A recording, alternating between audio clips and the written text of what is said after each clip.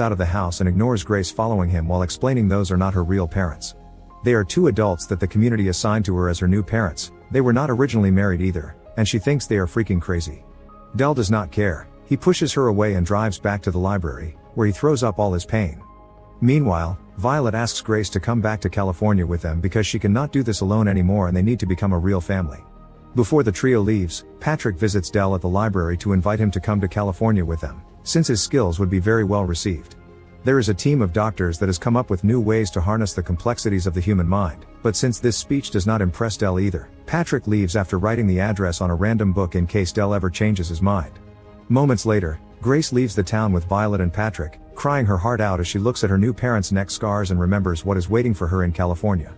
Del tries to go back to his old routine, but now the loneliness and the silence are enough to get on his nerves, and he ends up channeling his frustration by throwing things at his old house.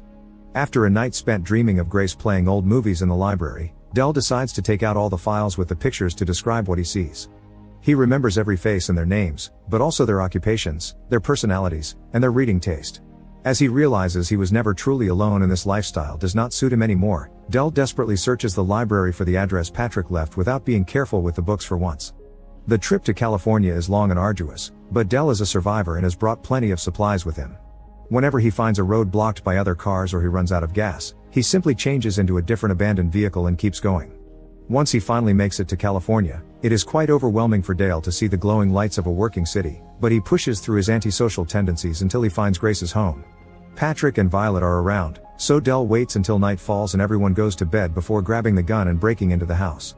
It does not take him long to find Grace's room, and the sight that awaits him is quite disturbing. She is connected to a machine that is putting her through behavior modification to forget about all the trauma caused by the apocalypse and the loss of her family. In fact, every person